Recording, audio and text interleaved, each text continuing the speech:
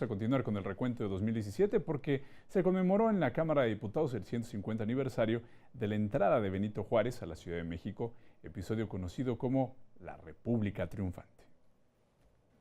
El Centro de Estudios de Derecho e Investigaciones Parlamentarias de la Cámara de Diputados conmemoró en Palacio Nacional el 150 aniversario de la entrada triunfal de Benito Juárez a la Ciudad de México tras el derrocamiento del imperio de Maximiliano de Habsburgo. Hoy celebramos el 150 aniversario de la República Triunfante, que fue el tiempo eje de México, cuando se definió su Estado republicano, federal y laico. Juárez consolidó al Estado Nacional Mexicano, entendido como el Estado liberal de derecho. El coordinador del grupo parlamentario del PRI en la Cámara de Diputados, César Camacho, recordó que con la restauración de la República se regresó al Estado de Derecho y se posicionó finalmente una eficaz división de poderes, consolidando así el Estado laico, el principio de legalidad, además de un programa de gobierno democrático y federal, sentando las bases del México moderno, así lo explicó el legislador. Un hombre culto pero no diletante, alguien que tenía como materia prima para trabajar la realidad de todos los días.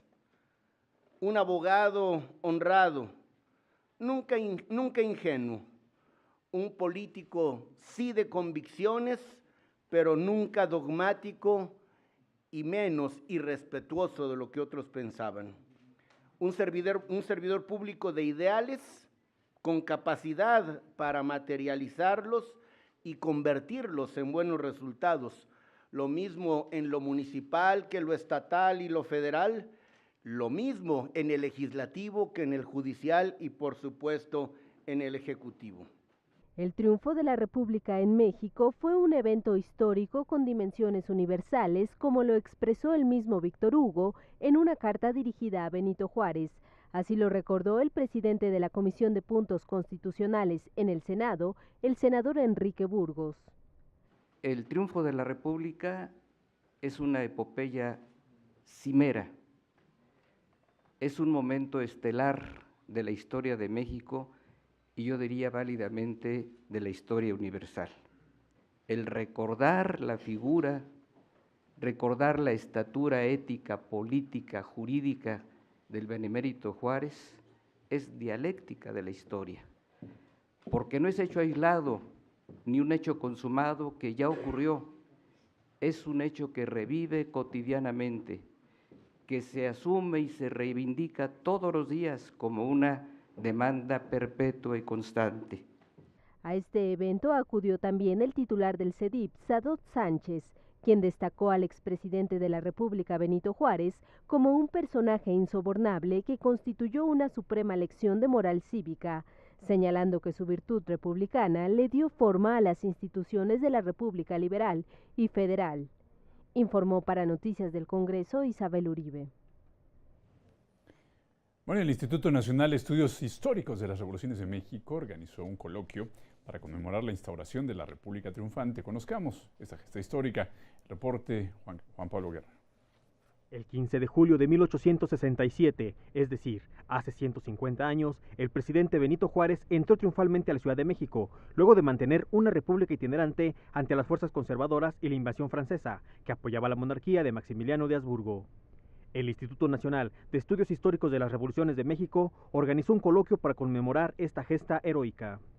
Nos habla que son 6 años de guerra con más de 1000 hechos de armas, donde el ejército francoimperialista llega a tener aproximadamente de 50 a 60,000 efectivos, tomando en cuenta 38,500 franceses, 7,000 hombres de las legiones belgas y austriaca, así como un promedio de unos 15 a 20,000 imperialistas mexicanos.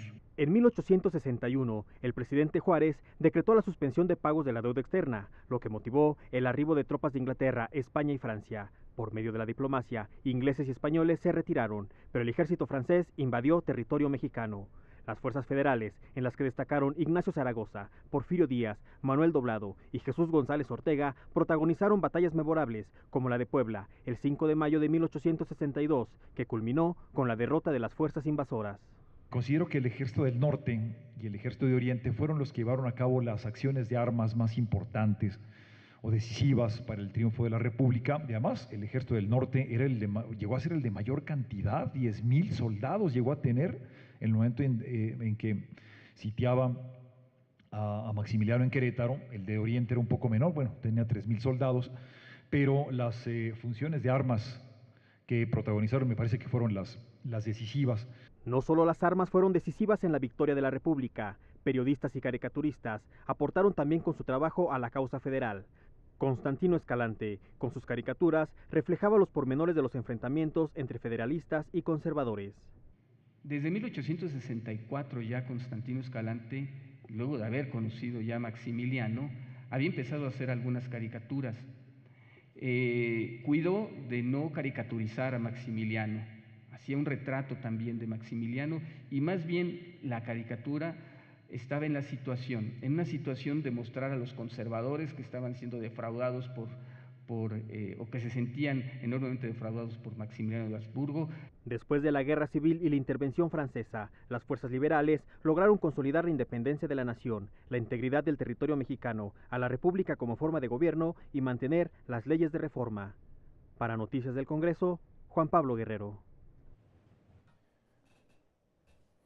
Bueno, y en más información, en el contexto de la conmemoración del sesquicentenario del triunfo de la República en 1877, la doctora Patricia Galeana, directora del Instituto Nacional de Estudios Históricos de las Revoluciones de México, impartió una conferencia magistral sobre el legado de Benito Juárez García.